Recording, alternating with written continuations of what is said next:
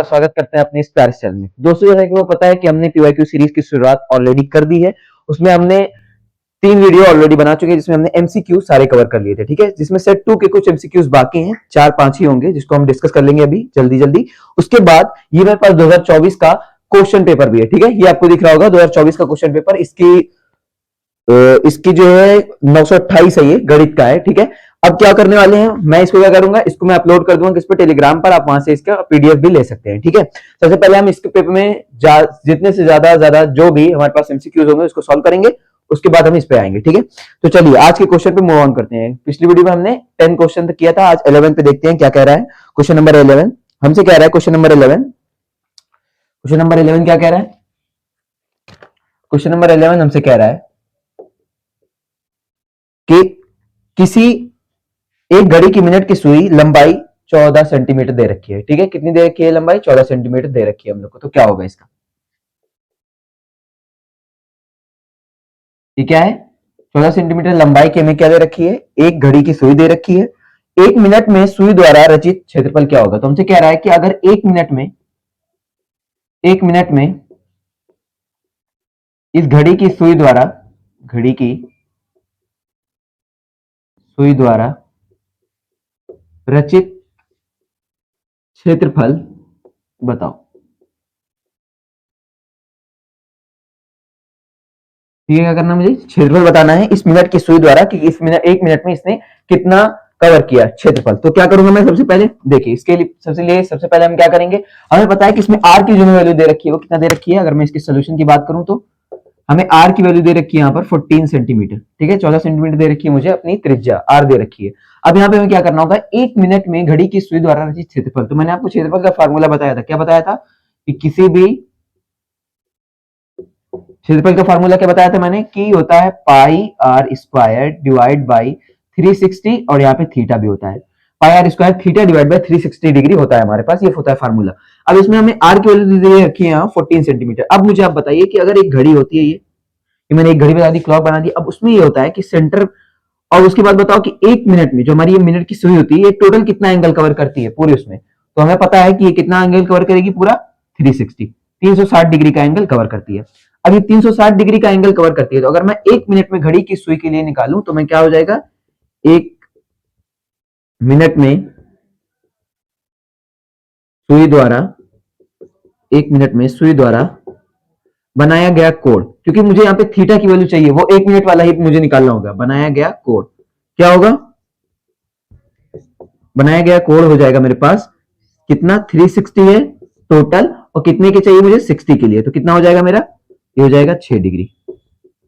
कितना आ गया, एक मिनट के लिए कितना आ गया, 6 डिग्री आ गया। अब जैसे ही 6 डिग्री आ गया तो मुझे किस फार्मूले में, इसमें क्षेत्रफल के लिए ए से मैं अपने क्षेत्रफल को डिनोट कर देता हूं, ए इज इक्वल टू पाई, यानी कि कितना होता है वो 22/7 गुणे आर कितना है 14, तो 14 गुणे 14 मैंने कर दिया 14 स्क्वायर, क्योंकि आर स्क्वायर है, इंटू थीटा कितना है 6 डिवाइड बाई 360। क्यों, क्योंकि हमारे फार्मूले में दे रखा है, बस फार्मूले में एज इट इज रख देना है। यहाँ पे आपको कॉन्सेप्ट क्या लगाना है कि एक मिनट में सुई द्वारा बनाया गया कोण कितना होगा, वो कोण आपको थीटा आपको निकालना होगा, क्योंकि पता है कि एक सुई पूरा चक्कर लगाती है कितने मिनट में, 360 डिग्री का कोण उसमें बनाती है। चलो भाई, अब क्या हो जाएगा, ये 6 1 6 6 6 360, यानी कि कितना हो जाएगा, 36 हो जाएगा, 36। आप इसको जैसे भी चाहो काट सकते हो। अगर मैं बात करूं यहाँ पर, तो ये जीरो से मैंने कैसे काटी, यहाँ पे हो जाएगा 60 आपका। फिर हम लोग कर सकते हैं यहाँ पर 30, और यहाँ पर आ जाएगा 7, फिर यहाँ पर आ जाएगा 15, यहाँ पर भी आ जाएगा 7, फिर ये 7 से ये 7 कैंसिल, तो यहाँ से जो भी हमारी वैल्यू आ जाएगी 22 गुणे 7/15, ये बच जाएगी। अब आप चाहें तो इसको सॉल्व करते हैं, इसकी वैल्यू कुछ पॉइंट में आ रही है, कितनी आ रही है, इसकी वैल्यू आ रही है पॉइंट में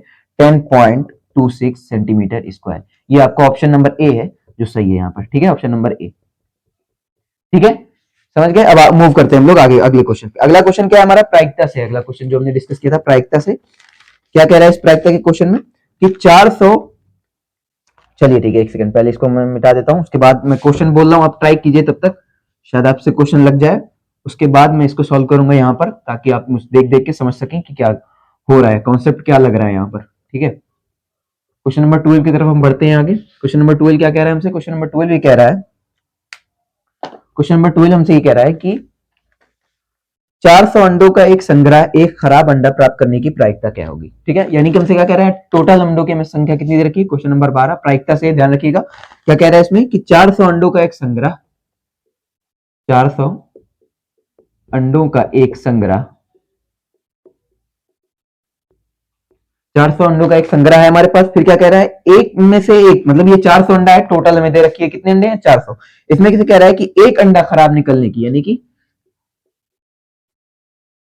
संग्रह में पूरा लिख देता हूं, इसीलिए मैंने कहा था कि ये क्वेश्चन का जो पीडीएफ है वो आपको टेलीग्राम चैनल से मिल जाएगा। यहाँ पर हम पूरा, चूंकि लैंग्वेज में होता है क्वेश्चन, वो लिखेंगे तो लंबी हो जाएगी वीडियो, तो इस वजह से आपको क्या करना होगा, वहां से उसका बेनिफिट लेना होगा यहाँ से। अब यहाँ पे क्या कह रहा है कि एक खराब अंडा, हम क्या बात कर रहे थे कि एक खराब अंडा प्राप्त करने की प्रायिकता, यानी कि जो 400 अंडे हैं उसमें से एक खराब अंडा प्राप्त करने की संभावना कह लें या प्रायिकता कह लें, कितनी है, 0.035 है, 0.035 है। तो हमें बताना है कि इस संग्रह में खराब अंडों की संख्या कितनी है। तो हमें बताना है कि खराब अंडों की संख्या, ठीक है। ऑप्शन नंबर ए क्या है, ऑप्शन नंबर ए इसमें दे रखा है 7, ऑप्शन नंबर बी हमें दे रखा है 14, ऑप्शन नंबर सी हमें दे रखा है 21 और ऑप्शन डी हमें दे रखा है 28 यानी 28। चलो बताओ भाई, फटाफट बताओ क्या होगा इसका, क्या कैसे करना होगा हमें इसमें। हमें बेसिक फार्मूला जो प्रायिकता का है वो लगाना होगा। क्या होता है प्रायिकता का फार्मूला, हमें पता है सिंपल कि प्रायिकता में ये कहती है कि अगर हमें किसी भी संख्या की प्रायिकता निकालनी है, किसी भी घटना की प्रायिकता निकालनी है, तो हम कैसे निकालते हैं, उसमें कहते हैं कि हमारे पास जितनी संभावनाएं हैं, जितनी अनुकूल संभावनाएं आ सकती है हमारी, जैसे मैंने बताया था अगर हम हेड हेड टेल करते हैं, एक सिक्के को उछालते हैं तो हेड आता है टेल आता है, तो हमारे पास दो संभावनाएं होती है वहां पर, डिवाइड बाई टोटल संभावनाएं कितनी है, कुल प्रायिकता कितनी है, ये हमें लगाना होता है। तो चलिए भाई, प्रायिकता में क्या होता है, इसमें अनुकूल संभावनाएं डिवाइड बाई हमारे पास क्या होती है, कुल कुल प्रायिकता या फिर कुल संभावना, जो मैं कह दूं उसमें आ जाएगा। ठीक है, अब मुझे बताइए यहां पर कि यहां पर हमारे कुल कितने अंडे हैं, 400। तो यानी अगर मैं कुल अंडों की बात करूं तो कितने हैं, 400, 400 अंडे हैं हमारे पास। फिर कह रहा है कि एक खराब अंडा प्राप्त करने की प्रायिकता इतनी दे रखी है मुझे, तो एक खराब अंडा प्राप्त करने की प्रायिकता मुझे दे रखी है कितना, एक खराब अंडे की प्रायिकता मुझे दे रखी है 0.035। ठीक है, फिर हमसे यहां कह रहा है कि खराब अंडों की संख्या क्या होगी, तो मैं मान लेते हैं, हम माना कि खराब अंडों की संख्या को मैं कितना मान लेता हूं, अंडों की संख्या x। बस अब इस सबको क्या करना है, इस फार्मूले में उठा के रख देना है, क्योंकि हमें अनुकूल संभावनाएं हमें यही निकालनी है कि कितनी अनुकूल संभावनाएं, मतलब कितनी वैल्यू आ सकती है किसकी, खराब अंडों की। तो वो मैंने मान लिया कि वो x है। अब मैं क्या करूंगा, यहाँ पर मैं इसे लगा दूंगा इस तरीके से, देखिए अनुकूल संख्या संभावना की जगह मैं x लिख दूंगा।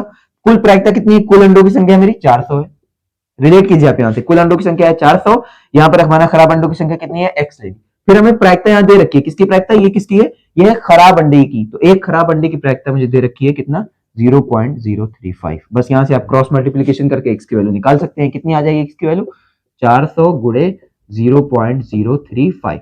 चलिए भाई 400 गुणे, अब इसको आप सॉल्व कर सकते हैं, मैंने बताया था तरीका, जब मैं रेशनल नंबर पढ़ा था उसमें हमने क्या सीखा था कि किस तरह से दशमलव को भिन्न में बदलते हैं। मैंने बताया था कि पॉइंट के नीचे एक, बाकी 3 जीरो लगाओ, बात खत्म। यही देखो 0 0 0 0 से कैंसिल हो गया, फिर कितना आ जाएगा यहाँ से, 5 7 35, 5 दूना 10, 2 दूना 4 और x की वैल्यू 2 गुणे 7 यानी कि 14। देख लो कौन सा ऑप्शन, बी ऑप्शन सही हो गया। ठीक है, दिक्कत नहीं होनी चाहिए कोई, बहुत आसान है। इसमें आपको बस यही फार्मूला ध्यान रखना है। देखो दो तरीके से पूछ सकता है सवाल, एक तो डायरेक्ट आपको दे दे कि ये संभावना आ रही है, इससे प्रायिकता निकालो, या हो सकता है वो प्रायिकता देके आपसे संभावनाएं पूछ ले, जैसे इस क्वेश्चन में किया गया। मेजरली मैंने जो आपको क्वेश्चन बताया वो यही बताया कि अगर हमारे पास 2 लाल गेंदे, 3 पीली गेंदे हैं और एक थैले में डाल लें, तो या एक मतलब रैंडमली अगर हम कोई एक निकाल लें तो क्या होगी इसकी प्रायिकता, तो वो तो इस फार्मूले से भी आ जाएगा। लेकिन अगर इस तरह से क्वेश्चन बदल दे तो आपको ध्यान रखना होगा कि अनुकूल संभावनाएं क्या होती हैं। अगर प्रायिकता दे रखा है तो आप क्रॉस मल्टीप्लिकेशन करके यहाँ इस तरीके से ला सकते हैं। ठीक है, चलो अगले क्वेश्चन की तरफ बढ़ते हैं। क्वेश्चन नंबर 13 क्या कह रहा है हमसे, क्वेश्चन नंबर 13 हमारा, क्वेश्चन नंबर 13 हमारा है, कुछ क्वेश्चन मैं इसमें पहले भी बता चुका हूं जो फिर से रिपीट हो रहा है, जिसमें हमने सेट ए में उसकी बात कर ली थी, जैसे कि वो वाला क्वेश्चन, जैसे सेट ए में भी ये वाला क्वेश्चन था और सेट 2 में भी आ रहा है, तो हम वो दोबारा डिस्कस नहीं करेंगे। इसमें कह रहा था कि एक समबाहु त्रिभुज एबीसी की भुजा 2a है, तो उसके शीर्ष लंब की लंबाई ज्ञात कीजिए। आपको याद होगा हमने सॉल्व किया था कि अगर हमारे पास ये एक समबाहु त्रिभुज है ए बी सी, तो इसमें शीर्ष लंब मैंने कुछ ऐसे डाला था। उसके बाद मैंने कहा था कि इसमें अगर इसकी लंबाई निकालनी है तो मैंने पाइथागोरस थ्योरम से निकाली थी, वो आप देखिएगा। अगर आपने यही नहीं कर पाएंगे क्वेश्चन तो आप वो वीडियो देखिएगा, उसमें मैंने डिटेल के साथ उसे डिस्कस किया है। ठीक है, अगला क्वेश्चन जो हम देखेंगे, हाँ ये क्वेश्चन भी मैं करा चुका हूं आपको कि कॉस स्क्वायर थीटा की वैल्यू यहाँ पे देखो दे रखा है कि cos square theta is equal to दे रखा है 1/2, तो कह रहा है साइन स्क्वायर थीटा की वैल्यू बताओ। तो मैंने आपको बताया था, क्या बताया था मैंने आपको, इसका एक फॉर्मूला बताया था कि cos sine square theta plus cos square theta क्या होता है, 1 होता है। तो वहां से आप निकाल सकते हैं आसानी से कि जब मुझे साइन स्क्वायर की वैल्यू निकालनी है, साइन स्क्वायर थीटा की, तो 1 माइनस कॉस स्क्वायर थीटा कर दूं, वैल्यू आ जाएगी। ठीक है, तो ये भी आप देखिएगा, वहीं से हो जाएगा आई थिंक। ठीक है, हाँ अब एक क्वेश्चन है जो हमने डिस्कस नहीं किया है, वो देख लेते हैं। ये एक सिंगल वेरिएबल से है, यानी कि आपका रैखिक समीकरण वहां से है। ये क्या कह रहा है क्वेश्चन नंबर कह रहा है हमसे कि दो संख्याओं का योगफल, क्वेश्चन नंबर 15 है, क्या कह रहा है, दो संख्याओं का योगफल और अंतर क्रमशः 8 और 2 है। यानी कि हमें दो संख्याएं दे रखी हैं, इसमें हमसे कह रहा है कि दो संख्याओं का योग, इट मींस योगफल हमें दे रखा है, तथा अंतर यानी डिफरेंस कितना है, 8 और 2 है।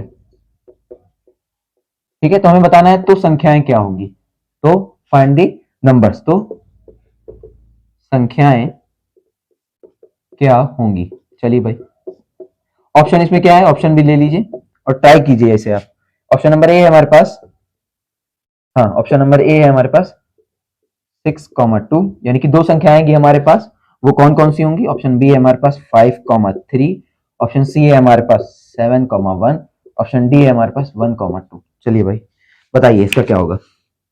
ये भी आसानी है, इसमें क्या होगा, इसमें आपको सबसे पहले इसका तरीका मैंने आपको बताया था कि जब भी हमसे ऐसे सवाल पूछ ले और दो रिलेशन दे रखे हो तो उसको कैसे सॉल्व करना होगा। उसको सॉल्व करने के लिए आपको x और y मान लेना होगा, उसके बाद जो भी रिलेशन उसमें दे रखा है, जो भी संबंध हो उसमें, उसको अप्लाई कर दो क्वेश्चन में, आंसर मिल जाएगा। कैसे करेंगे, कह रहा है दो संख्याओं का योग तथा अंतर 8 और 2 है, तो कैसे करेंगे इसको, दो संख्याएं ले लेते हैं। तो माना पहली संख्या, मैं क्या कहता हूं, दो संख्या है हमारी, तो मैं मान लेता हूं, माना पहली संख्या कितनी है, पहली संख्या है x। ठीक है, फिर दूसरी संख्या, और दूसरी संख्या क्या है, y है। मान लिया x और y दोनों संख्या है हमारी। फिर क्या कह रहा है, इनका योग, ये देखो योग कितना है, 8 है, इनका योग है 8, यानी कि x पहली संख्या प्लस y दूसरी संख्या का योग 8 है। यही तो कह रहा है, ये समीकरण बनाना आपको आना चाहिए तो ही आप सवाल सॉल्व कर पाएंगे। x plus y equal to 8 आ गया। फिर क्या कह रहा है, अंतर, अंतर यानी कि उनको घटाने पर कितना आ रहा है, 2 आ रहा है, तो x माइनस वाई कितना आ रहा है, 2 आ रहा है।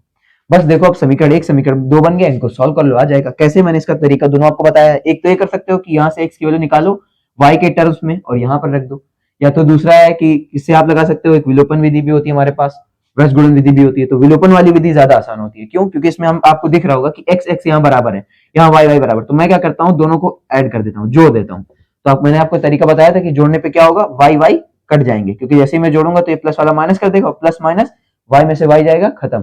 फिर x x कितना हो जाएगा, 2x, तो यहां से जोड़ दूंगा मैं तो 8 2 10, तो यहां से x की वैल्यू मेरी कितनी आ गई, 10/2, यानी कि x की वैल्यू कितनी आ गई, x की वैल्यू आ गई 5।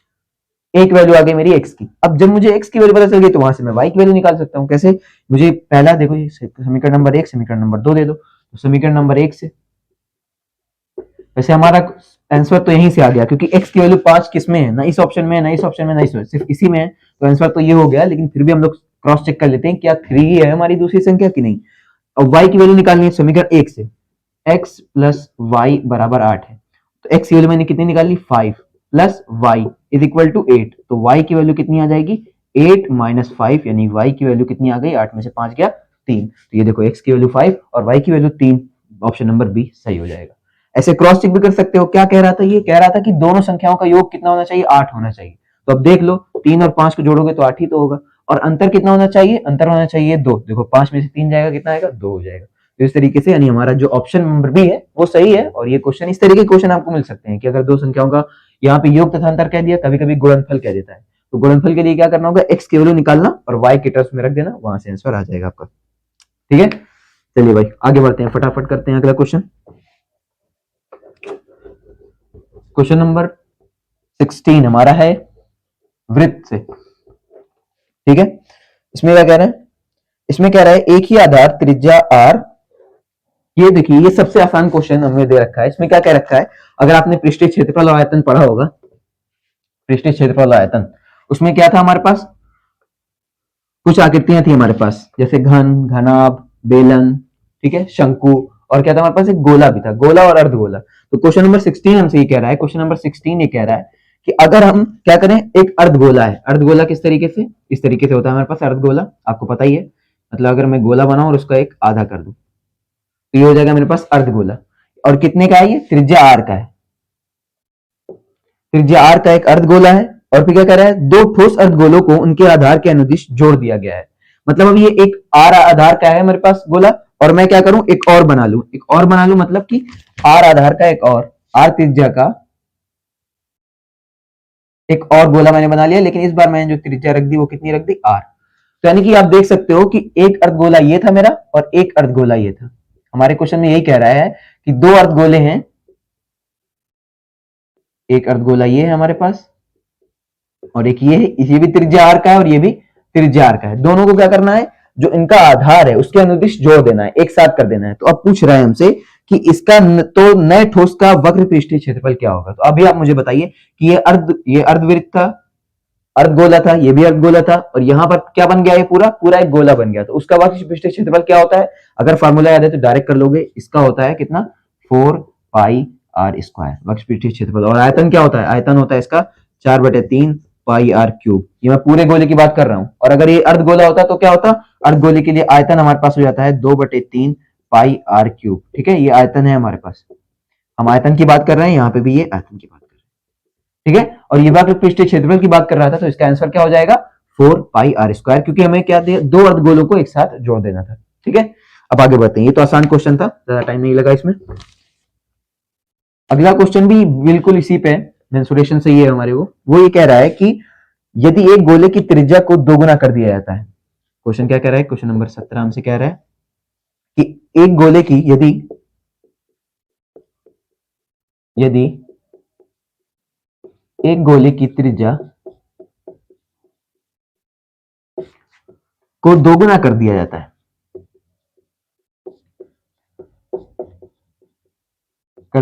है, तो आप मुझे बताइए कि उसके वक्र पृष्ठीय क्षेत्रफल में होने वाली वृद्धि क्या होगी, वो भी मुझे बताना है परसेंटेज में।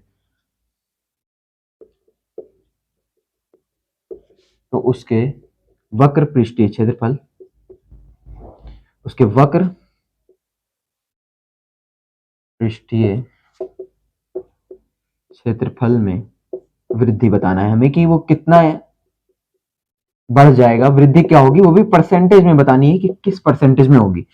ऑप्शन नंबर ए है हमारे पास 100%, ऑप्शन बी है हमारे पास 200%, ऑप्शन सी है हमारे पास 300%, ऑप्शन डी है हमारे पास 400%। ये अच्छा क्वेश्चन है, ये कॉम्पिटिटिव एग्जाम में भी कई बार आ चुका है। ठीक है, तो इसको ध्यान से देखेंगे, समझेंगे क्या कह रहा है हमसे। इसमें कह रहा है कि यदि एक गोले की त्रिज्या को दोगुना कर दिया जाता है, तो सबसे पहले आपको जो जो भी इंफॉर्मेशन दे रखी हो क्वेश्चन में अप्लाई कर डालो।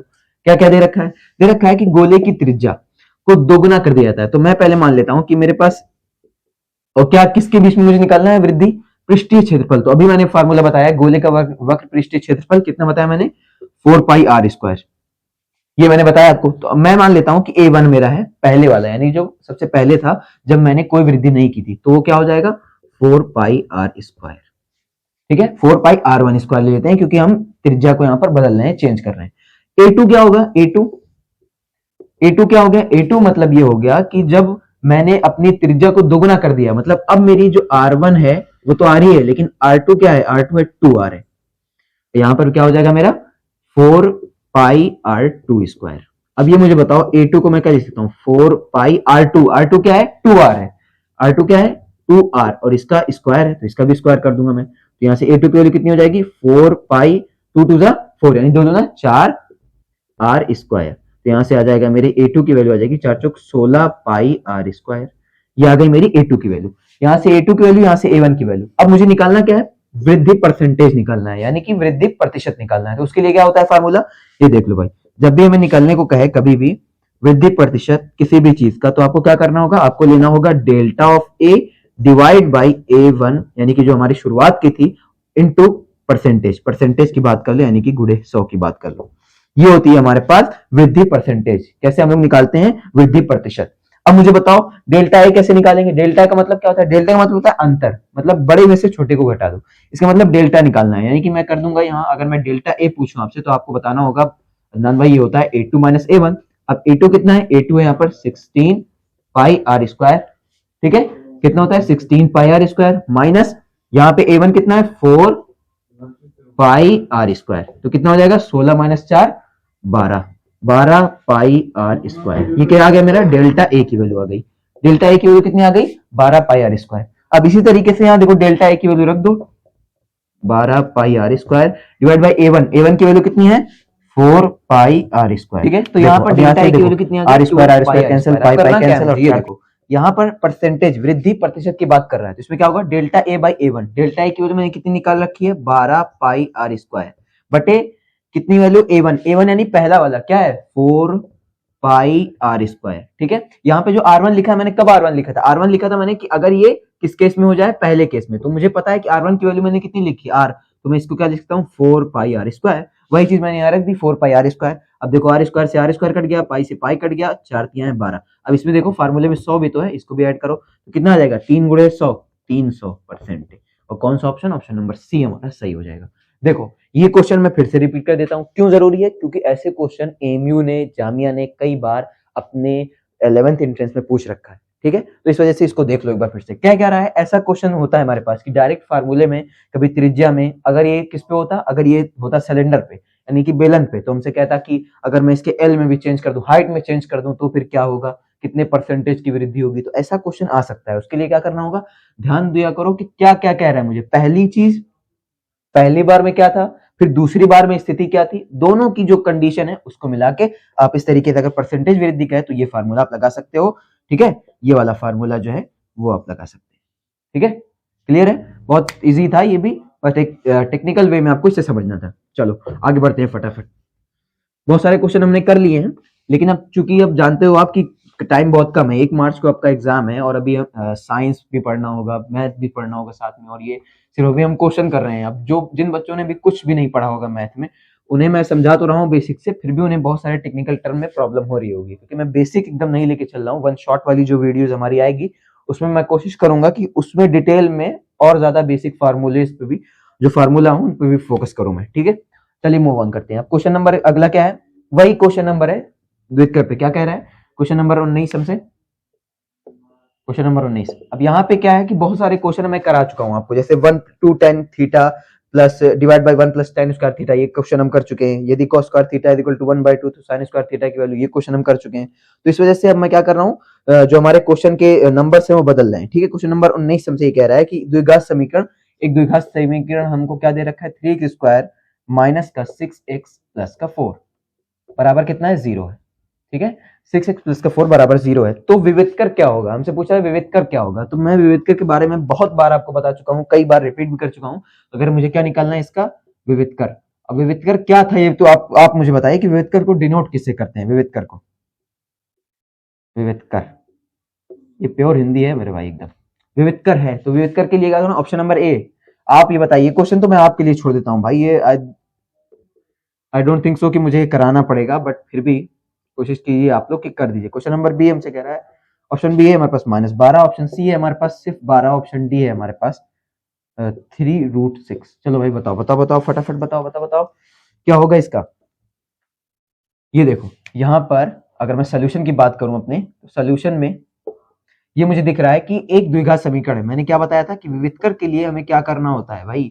विविधकर यानी मैं बात कर रहा हूं डी की, और डी क्या था? बी स्क्वायर माइनस 4ac, यही था हमारा। मेरे पास 3 कंडीशन थी, वो तो हमने अलग अलग पढ़ा था कि जब मूल बराबर हो, मूल असमान हो, मूल क्या बोलते हैं वास्तविक है या वास्तविक नहीं है, उसके लिए 3 अलग अलग कंडीशंस थी हमारे पास।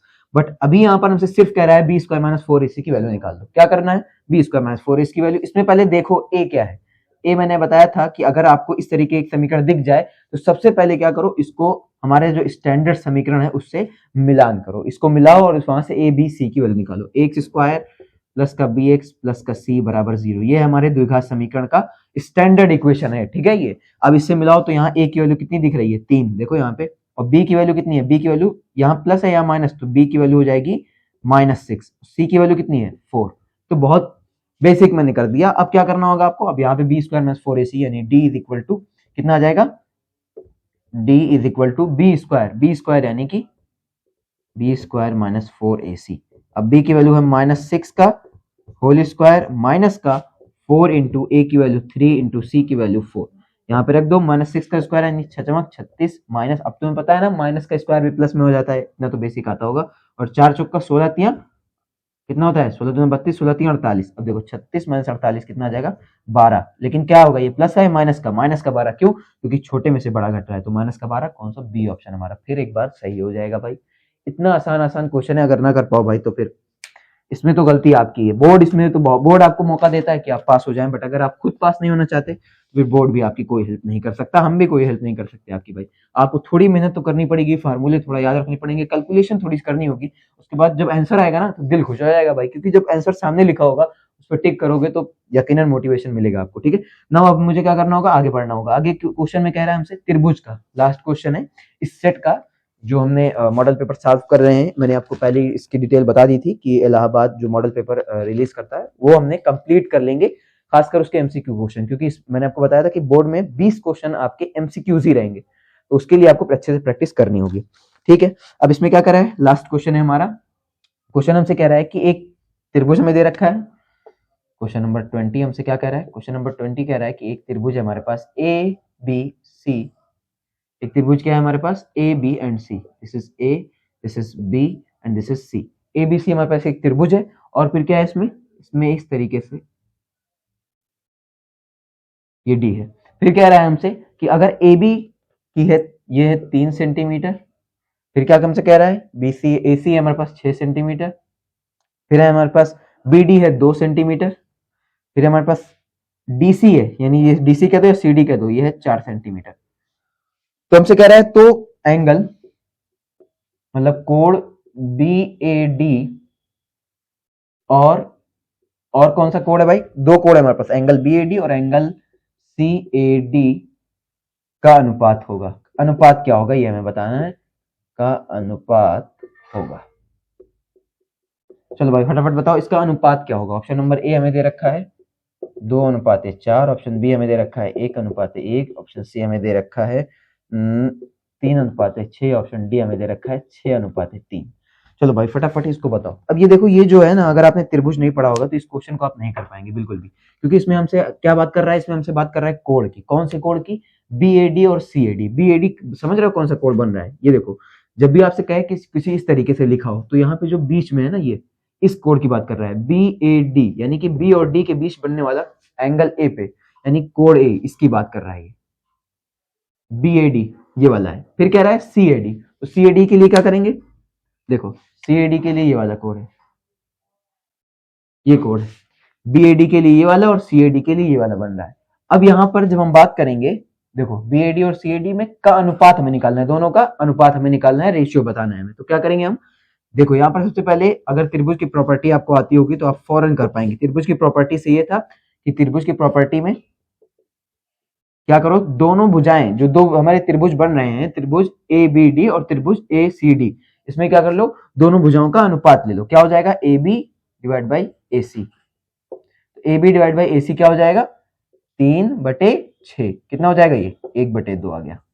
ठीक है, इसी प्रकार से इनकी संगत भुजाओं का अनुपात ले लो, क्या हो जाएगा बी डी बटे सी डी, क्या हो जाएगा 2/4, यानी कि ये भी आ गया 1/2। तो आप यहां से देख पा रहे हैं कि ये दोनों भुजाएं क्या है, समान अनुपात में है। ये दोनों भुजाओं का अनुपात समान है, इन दोनों भुजाओं का अनुपात समान है। तो जब भी प्रॉपर्टी ये फॉलो करती है तो ये जो हमारा एंगल होगा ए, वो समद्विभाजक हो जाता है। समद्विभाजक का मतलब है कि अगर ये पूरा मैंने 60 डिग्री ले लिया तो ये आधा आधा हो जाएगा, 30 डिग्री इधर 30 डिग्री इधर। ठीक है, तो अब इस तरीके से यहाँ पर क्या हो जाएगा, ये पूरा अगर एंगल है तो ये समद्विभाजक कर देता है, मतलब दो भागों में बांट देता है। तो अब यहाँ पर हमें यही करना है कि एंगल ए का आधा, तो हम यहाँ पे लिख देता हूं एंगल ए का भाजक, एंगल ए का भाजक प्राप्त होगा। ये जो परमेय है ना त्रिभुज चैप्टर में, आपकी पूरी परमेय आप वहां से भी देख सकते हैं इसे, इसको मैं बताऊंगा भी आपको कि कैसे इसको सॉल्व करते हैं। तो यहां से आपको बस एक ही पता होना चाहिए कि 1:1 में हो जाएगा। समान भाजक मतलब समझते हैं, भाजक मतलब अगर मैंने ये 60 लिख दिया, इसको मैं बांटूंगा दो भागों में तो क्या हो जाएगा, ये बराबर इधर आएगा, मतलब इधर भी आएगा 30, इधर भी आएगा 30। अगर मैं इसका अनुपात लूंगा 30/30 तो क्या आएगा, 1:1 आएगा। यही तो है। अगर मैं कह दूं कि कोई भी एक चीज है, इसका मतलब समझ लो और आसानी से बता देता हूं। अगर मैंने ले लिया 4, अब क्या करो, इसको कर दो दो बराबर भागों में बांट दो। दो बराबर भागों में बांटने का मतलब है कि 4 का जब आधा कर दोगे तो क्या हो जाएगा, 2 और 2। फिर मैं कहूं इनका अनुपात ले लो तो क्या आएगा, 2:2। कितना आएगा, 1 आएगा। और 1:1, यानी कि जब भी हमारे पास कोई भी एक चीज दो बराबर भागों में बढ़ती है तो उनका अनुपात हमेशा सबसे कम अनुपात क्या होगा, 1:1 होगा। समान अनुपात होता है, 2:2, 3:1 या समान 1:1 होगा। तो यहाँ पे ऑप्शन नंबर बी हमारे पास सही हो जाएगा। कैसे सही हुआ पता चला, ऐसे सही हुआ कि जब भी हमारे पास ये जो भाजक कोण है दो बराबर भागों में देता है बांट, अब जैसे इसने कोण को हमारे दो बराबर भागों में बांट दिया तो इससे हमारे कोण की जो भी वैल्यू होगी वो समान अनुपात में आएगी, चाहे वो 1:1 हो, 2:2, 3:3 हो। अगर मैं 60 डिग्री मान लूं तो ये 30:30, 30/30 हो जाएगा। और इसका जब मैं अनुपात लूंगा तो क्या आएगा, वो 30/30 क्या हो जाएगा, 1/1 अनुपात में आएगा। और कौन सा, बी ऑप्शन हमारा सही हो जाएगा यहाँ पर। ठीक है, तो आई थिंक इतना आपको समझ में आया होगा। अब हमारे पास क्या हो गया, ये जो हमारा मॉडल पेपर है वो बिल्कुल खत्म हो गया है। अब हम लोग इस पे मूव ऑन करेंगे अति लघु पे और लघु उत्तरीय पे, यानी कि अब हम लोग बड़े क्वेश्चन की तरफ देखेंगे जो हम लोग को थ्योरी के साथ उसको सॉल्व करना होगा। ठीक है, जैसे इसमें अभी हमें क्वेश्चन दिख रहा है, बारंबारता का दिख रहा है मुझे क्वेश्चन दिख रहा है यहाँ पर कि अगर हमारे पास वर्ग अंतराल दे रखे हो तो किस तरह से दे रखा होगा, या हमारे पास समीकरण दे रखे होंगे, दो समीकरणों को सॉल्व करना होगा अलग अलग विधि से। वृत्त गुणन विधि का यहाँ पे जिक्र है और यहाँ पर है विलोपन विधि से कैसे हम एक्स और वाई की वैल्यू निकाल पाएंगे। ठीक है, तो इसमें आपको करना क्या होगा कि अभी तक जो मैंने क्वेश्चन सॉल्व कराए हैं उसको डिटेल से आप सॉल्व कीजिए, और साथ ही साथ जो पिछली वीडियोस में मैंने क्वेश्चन को बताया था उसको भी आप सॉल्व करते रहिए। और जहां भी आपको क्वेश्चन ना समझ में आए तो आप कमेंट में जरूर बताइएगा कि आपको कौन सा क्वेश्चन नहीं समझ में आया है। मैं कोशिश करूंगा कि दोबारा से उसको किसी आसान तरीके से आपको बताने की कोशिश करूँ। ठीक है, तो अगर वीडियो पसंद आई हो तो लाइक करें, सब्सक्राइब करें चैनल को और शेयर करें। Thank you.